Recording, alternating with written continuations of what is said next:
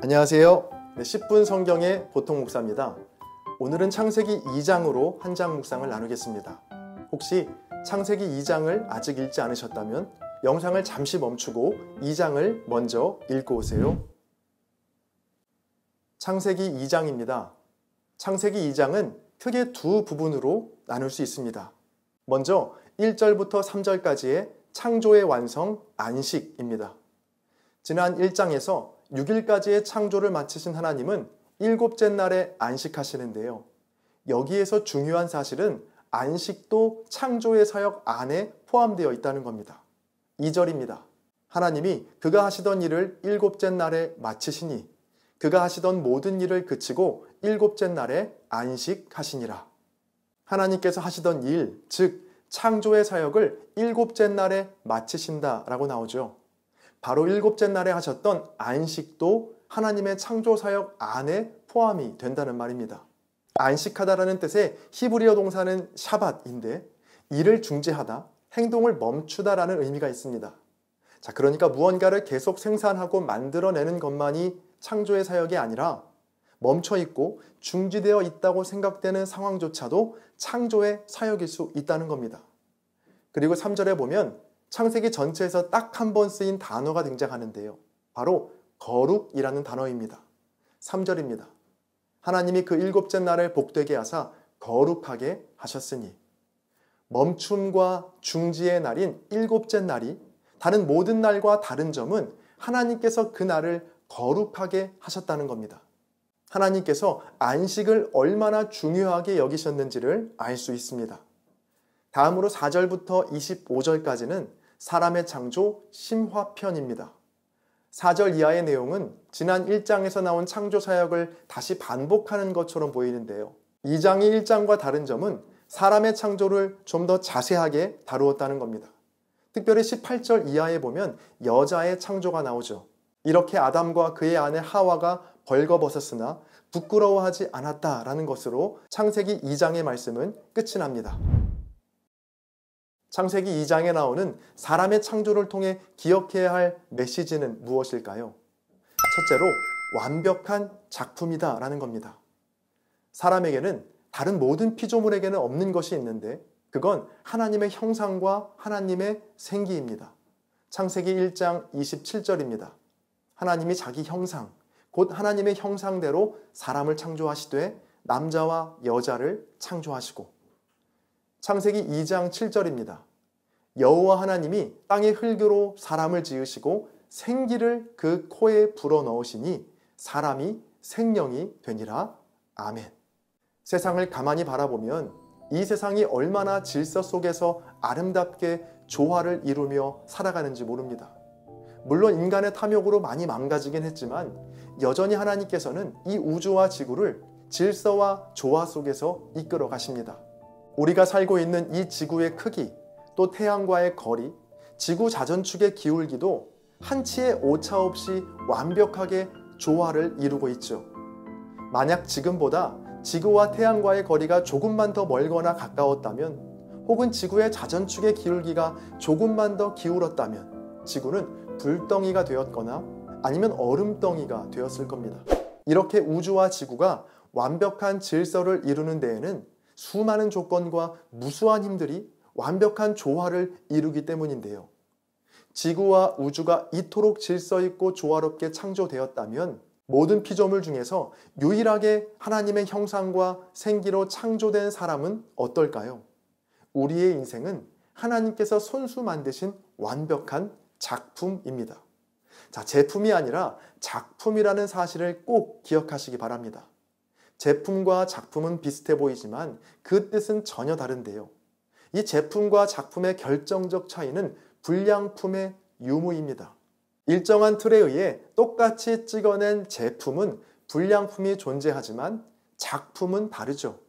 작품이란 창작자에 의해 하나씩 만들어낸 제작물로 불량품이 존재하지 않습니다. 하나하나가 모두 창작자의 의도가 들어간 완벽한 작품이거든요.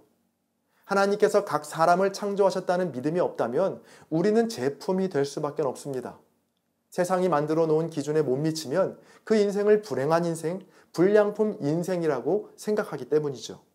그러나 나의 인생을 하나님께서 하나님의 형상대로 창조하셨다라고 고백하는 순간 우리는 제품이 아니라 작품이 됩니다. 미술 작품을 떠올려 보세요.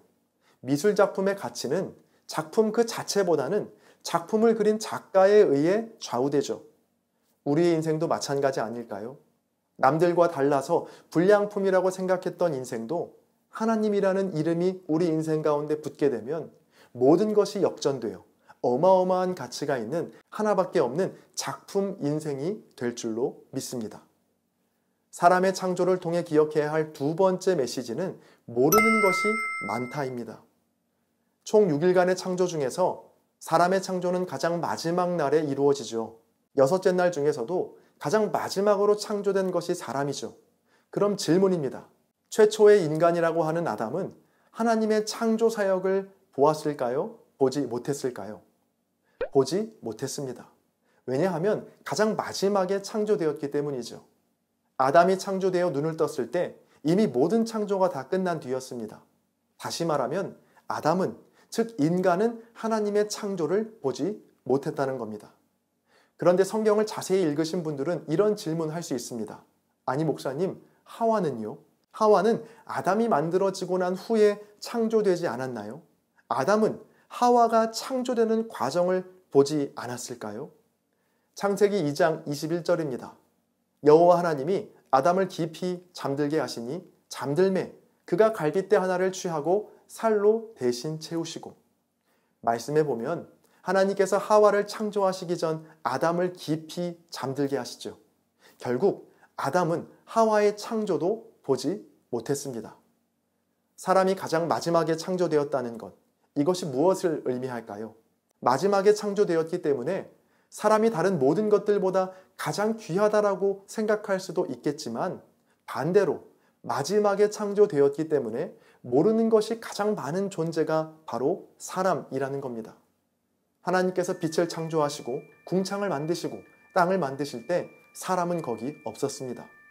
하늘의 새와 바다의 물고기와 땅의 모든 생물들이 창조될 때도 사람은 없었죠. 사람이 창조되었을 땐 이미 모든 것이 끝난 뒤였습니다. 저와 여러분도 눈을 떠보니 모든 것이 끝난 뒤였죠. 눈을 떠보니 부모님이 있었고 형제 자매가 있었고 이 세상이 있었고 꽃과 나무들이 있었고 가축과 생물들이 있었고 지구가 있었고 태양이 있었고 모든 것이 이미 다 있었죠. 내가 만들고 내가 계획한 것들은 하나도 없었고 이미 모든 것이 다 있었다는 겁니다. 자, 그렇다면 하나님과 세상을 대하는 우리의 태도는 어때야 할까요? 교만할 수 없겠죠. 여러분 기억하세요. 나는 가장 마지막에 창조되었기 때문에 모르는 것이 많은 사람이다. 마지막으로 세 번째 메시지는 멈춤부터 시작했다입니다. 창조된 사람이 새롭게 맞이한 첫날 가장 먼저 한 일은 무엇일까요? 바로 안식입니다. 6째 날에 가장 마지막으로 창조된 사람이 맞이한 첫날은 바로 7째 날이 되겠죠. 바로 하나님이 멈춤과 중지를 통해서 모든 창조의 사역을 완성하셨던 안식의 날입니다. 이를 통해 깨닫게 되는 것이 있습니다. 모든 일을 하기에 앞서 가장 먼저 해야 하는 일이 바로 안식, 즉 멈춤과 중지가 되어야 한다는 겁니다. 사람이 해야 할 일이 참 많죠. 창세기 1장에서만 봐도 하나님은 사람에게 생육하고 번성하여 땅에 충만하고 땅을 정복할 것을, 바다의 물고기와 하늘의 새와 땅에 움직이는 모든 생물을 다스릴 것을 명령하십니다. 이 넓고 신비한 창조 세계를 관리하고 다스려야 할 막중한 책임을 사람에게 맡기신 겁니다. 이러한 크고 무거운 책임을 잘 감당하기 위해서 가장 먼저 힘써 지켜야 할 것은 아이러니하게도 더 많은 일이 아니라 하나님 안에서의 안식, 즉 멈춤과 중지입니다. 인류 최초의 사람인 아담과 하와가 창조 후에 맞이한 첫날이 바로 7째 날이라는 사실을 여러분 기억하세요. 우리에게 주어진 수많은 일들을 잘 감당하기 위해서 우리가 가장 먼저 해야 할 일도 바로 안식입니다. 매주일 하나님 앞에 멈추어 서서 이 세상과 나 자신을 길고 진지하게 생각해 볼 수 있는 멈춤의 시간을 가져야 합니다. 그럴 때 하나님께서 지으신 이 세계가 얼마나 경이로운지, 또 내가 얼마나 완벽한 작품 인생인지, 그리고 또 얼마나 내가 모르는 것이 많은 나약한 존재인지를 깨닫게 될 줄로 믿습니다. 지금은 댓글 작성 시간입니다. 오늘의 영상을 통해 아니면 여러분 각자의 묵상에서 발견한 은혜와 도전들을 댓글에 남겨주세요. 댓글로 적기가 부담스러우신 분들은 좋아요와 공유로 한 장 묵상에 동참해주세요. 여러분의 나눔이 누군가에겐 큰 위로와 도전이 될 수 있습니다. 찬양 들으시면서 댓글 남겨주시고요. 저는 다음 영상에서 뵙겠습니다. 감사합니다.